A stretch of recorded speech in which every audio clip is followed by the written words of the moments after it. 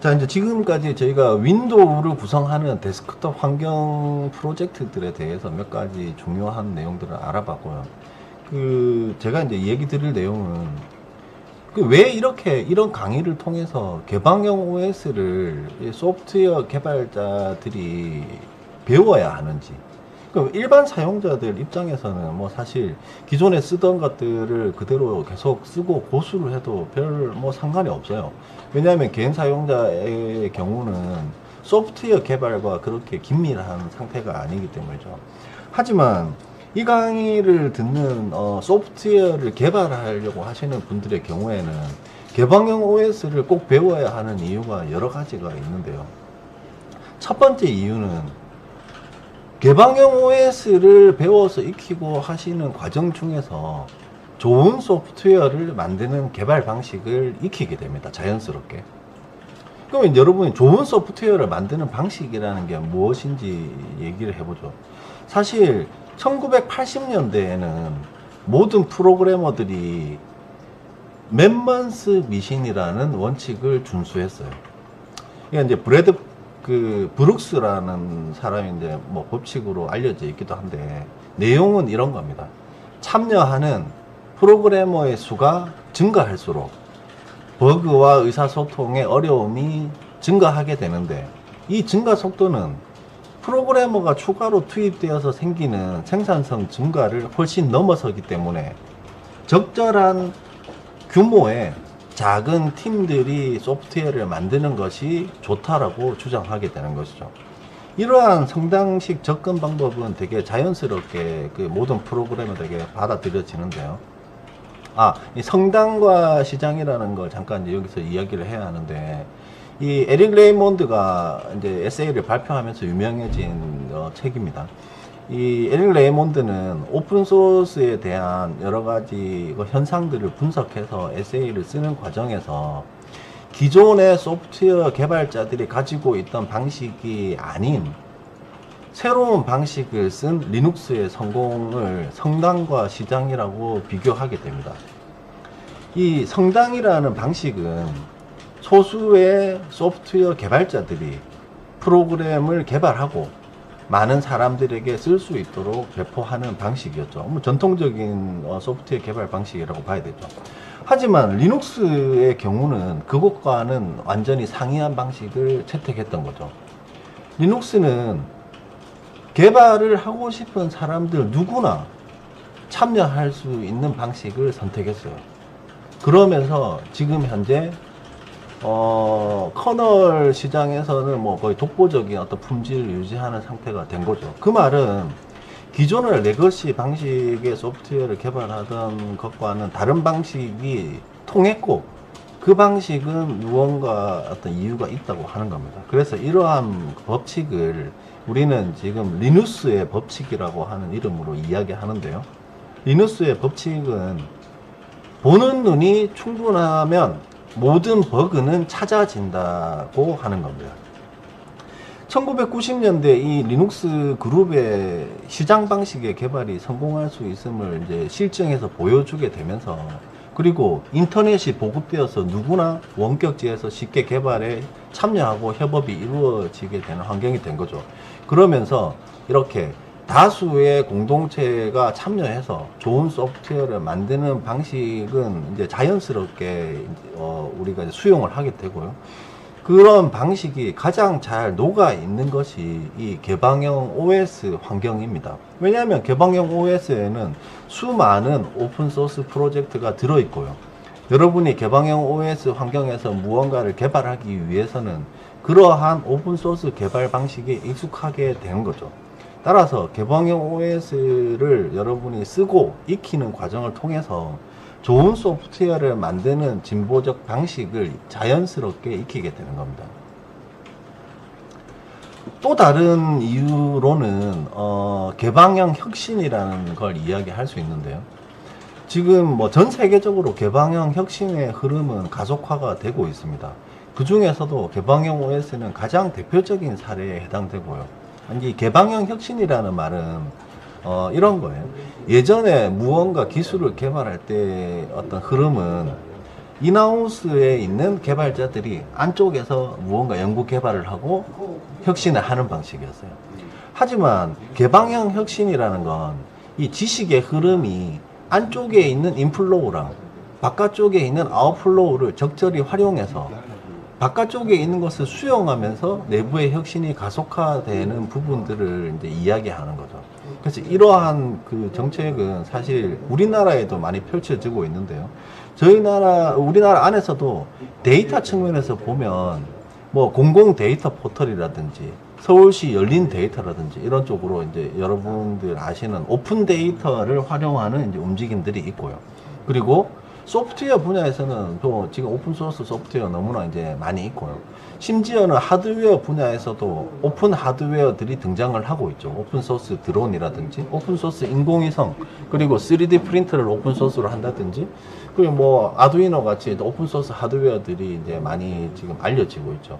이러한 것들이 기존의 방식으로는 생각하지 못했던 혁신 방식이에요. 하지만 지금은 이제 개방형 혁신이라는 트렌드가 가속화되고 있는 상황이기 때문에 여러분이 개방형 OS 환경에서 소프트웨어를 개발할 수 있고 개방형 OS를 배우는 과정을 통해서 이런 개방형 혁신이 세상을 어떻게 바꾸는지 좀 알 수 있게 될 거라고 생각합니다.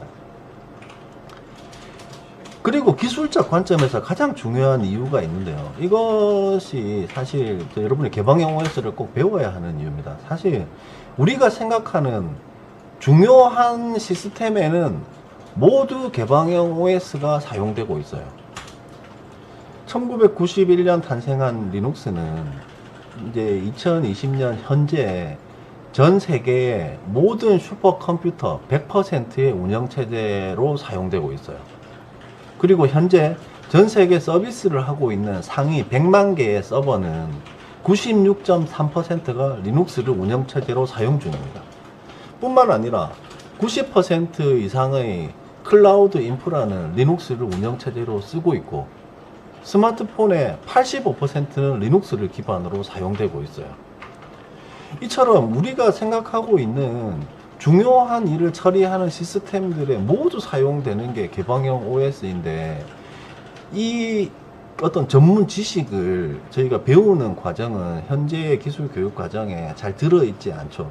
따라서 이 부분에 대해서 여러분이 학습을 해두면 시장에 무언가 일을 해야 될 때, 소프트웨어를 개발해야 될 때, 또는 취업을 해야 될 때 반드시 필요한 기술로 작용하게 됩니다. 국가적 측면에서 조금 더 살펴보면요. 우리나라뿐만 아니라 다른 나라들 모든 나라에서 개방형 연구 개발을 통해서 혁신을 이루려고 하고 있어요. 그 대표적인 걸 제가 분석을 한번 해봤는데요. GitHub를 중심으로 매년 이제 발표되는 옥토버스라는 이제 보고서가 있습니다. 그 보고서에 따르면 이 왼쪽에 지금 그림이 그 보고서의 내용을 요약한 건데요. 2018년 시점을 봤을 때 미국이 컨트리뷰터로 1위고요. 그리고 뭐 중국, 인도, 영국, 독일, 캐나다, 브라질, 일본, 러시아, 프랑스 이렇게 10개국이 상위의 컨트리뷰터 순위를 가지고 있습니다. 안타깝게도 한국은 아직 이런 데 자리 차지하지는 못하고 있죠. 근데 문제는 이게 아닙니다. 문제는 오른쪽에 있는 그래프에 있는 건데요. 실제 컨트리뷰터의 성장세라는 걸 별도로 분석을 해보면 1위부터 10위까지 이 성장세가 활발한 나라들 안에 저희가 들어있지 않은 거죠. 실제 홍콩, 싱가포르, 이집트, 나이지리아, 방글라데시 같은 우리나라와 비교해도 크게 뭐 경제적으로 뛰어나거나 기술적으로 뛰어나지 않다고 판단되는 나라들이 빠르게 오픈소스를 활용하고 증가하는 추세입니다. 하지만 우리나라에서는 아직 이 오픈소스를 적극적으로 활용할 수 있는 인프라가 많이 부족하고요. 이 개방형 OS 배우는 과정을 통해서 좀 많은 개발자분들이 다양한 오픈소스 프로젝트에 참여하고 그걸 통해서 기여자들이 많이 증가해서 앞으로 미래를 이끌어 갈 수 있는 어떤 그 혁신을 이런 개방형 연구 개발 과정에서 좀 빨리 만들어내야 되지 않을까 생각하고 있습니다. 그리고 기업의 입장에서 볼 때도 개방형 OS는 아주 중요한데요. 이 왼쪽에 보이는 두 가지의 자료는 지난 10년간 글로벌 시가총액 탑10의 기업이 변화된 내용을 분석한 내용입니다. 2008년도 시점에는 뭐 여러 가지 정유, 제조, 뭐 물류, 통신 이런 회사들이 시총의 1위부터 10위를 차지하고 있었죠. 하지만 2018년도의 내용을 보시면 애플, 구글, 마이크로소프트, 아마존, 페이스북, 텐센트 무슨 이야기냐면 2018년이 됐을 때는 전통 산업을 하던 회사가 아니라 소프트웨어 IT 기업들로 시총의 상위권이 다 탈환됐습니다. 새롭게 왕자를 차지한 기업들은 모두 오픈소스를 활용해서 개방의 혁신을 이루고 그걸 통해서 성공을 해왔는데요. 그걸 증명할 수 있는 자료가 오른쪽에 보시면 2018년도에 분석된 시총 상위 10위의 기업들이 GitHub에 보유한 컨트리뷰터의 랭킹입니다. 지금 보시는 것처럼 이 10위권에 해당되는 소프트웨어 기업들은 컨트리뷰터의 숫자를 분석한 결과에도 상위권을 다 유지하고 있는 거죠. 그 이야기는 이렇게 기업들이 성장하고 세상에 중요한 위치를 차지하는 데 있어서 오픈소스를 통한 개방형 혁신이 아주 성공적인 도구였다는 걸 증명하는 거죠.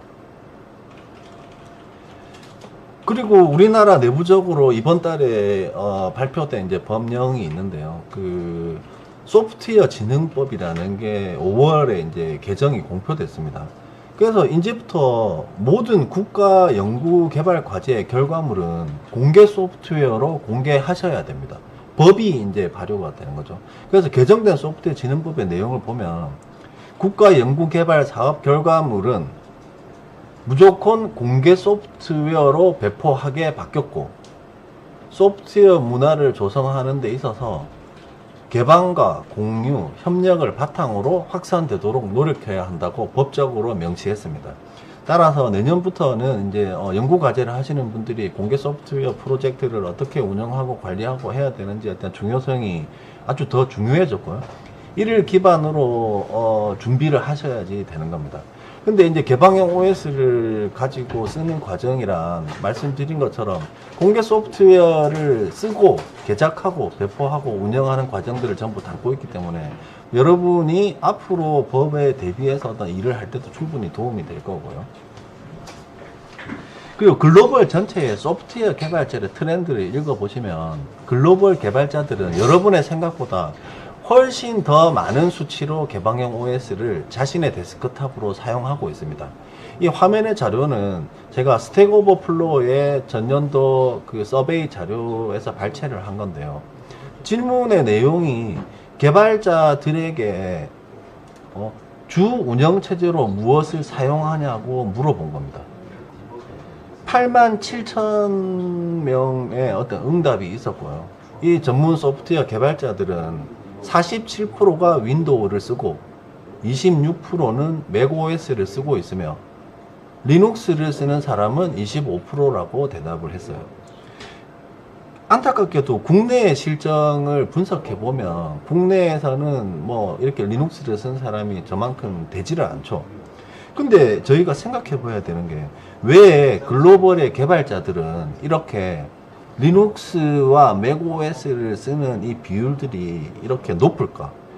우리나라의 개발자들은 윈도우를 왜 다 쓰고 있을까? 이 차이에서 느껴지는 부분들이 있어야 되거든요. 왜냐하면 이 리눅스나 맥을 쓰시는 분들은 터미널 기반의 소프트웨어 개발 환경들이 좋고 그러한 생산성이 더 윈도우보다 훌륭하다고 생각해서 쓰는 사람들이 좀 대부분일 거예요. 그리고 그 중에서도 이런 개방형 OS를 배워야 되는 이유는 예를 들어 보죠. 여러분이 어떤 서비스를 소프트웨어로 만들었어요. 그 서비스는 반드시 리눅스가 있는 서버에서 돌게 될 겁니다. 그러면 그 서비스를 구동시키는 법, 그 서비스를 정지시키고 그 서비스의 오류를 보고 그 서비스의 문제를 찾아서 디버깅하고 이런 과정들을 해야 하는데요. 그 과정을 나중에 직장에 취업해서 터미널을 배우는 것부터 시작해서 한다면 늦겠죠.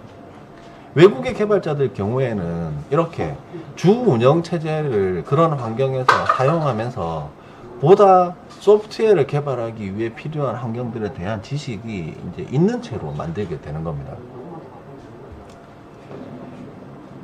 그래서 제가 이 강의에서 해드리고 싶은 말은 전 세계에서 서비스를 하는 상위 100만 개 서버를 보면 96%는 리눅스를 운영체제로 쓰고 있어요. 그리고 90%가 되는 클라우드 인프라가 리눅스예요. 심지어 슈퍼컴퓨터의 100%는 리눅스로 작동되고 있어요. 근데 왜 서비스가 되고 있는 환경에서 소프트웨어 개발을 경험하지 않는지, 그리고 왜 리눅스 터미널 사용법 같은 그 기초적인 명령어 사용법을 직장에 취업해서 학원을 다니면서 배우려고 하는지, 그러면 너무 늦는 거죠. 왜? 해외 개발자들은 이미 생활 과정에서 서비스를 하는 환경에 소프트웨어 개발을 하는 게 익숙해요. 근데 국내에서는 아직 이런 게 익숙하지 않은 거죠. 따라서 여러분들은 개방형 OS를 배워야 되고요. 그리고 그 안에서 여러 가지 환경을 쓸 수 있는 활용 능력이 익숙해져야만 실제 좋은 소프트웨어를 만들고 배포하는 데 도움이 될 거라고 생각합니다.